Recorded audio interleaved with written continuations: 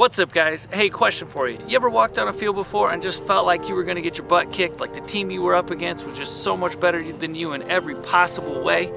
You may have felt like that one or two times before. If you never felt like that, you probably should play some tougher teams. But I think we've all felt like that in different situations in our lives where we just feel like the outcome is gonna be negative and we're not gonna have victory over a struggle or a trial in our life. So what do you do when that happens? I mean, what do you do when there just feels like there's no chance for victory? Well, I think we can take an example from young David. And so I think we all know the story of David and Goliath, right? Goliath is this 10-foot tall, just giant human, amazing soldier. And every day, twice a day, he comes out and he challenges the Israelites. So fight him, to have one person come fight him to take the battle. And eventually we know that David gets sick of Goliath defying God and defying God's people, and he decides to do something about it. But the thing is that David wasn't just some guy who had the guts to stand up for God.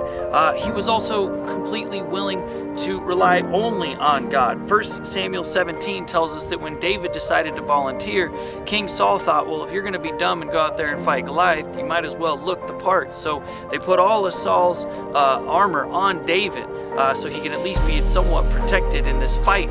And as you can imagine, David being a short little 5-foot tall teenager and Saul being a full adult man, that armor didn't fit, right? It'd be like one of our 14U players letting my 5-year-old borrow his catcher's gear, right? It would look ridiculous. It wouldn't come anywhere close to fitting. And so David kind of looks at himself and he goes, you know what, this is ridiculous. I don't need this.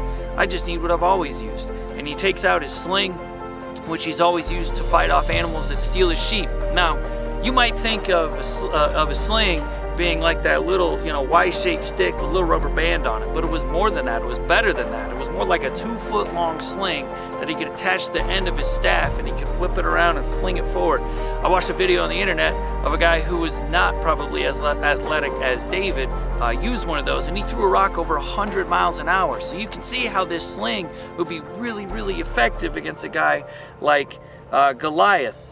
But the thing is David wasn't just relying on his sling either. He was also relying only on God. We can see in 1 Samuel 17 where it says, the Philistine said to David, come to me, and I'll give your flesh to the birds of the air and the beasts of the field. Then David said to the Philistine, you come to me with a sword and a spear and a javelin, but I come to you in the name of the Lord of hosts, the God of the armies of Israel, whom you have defied.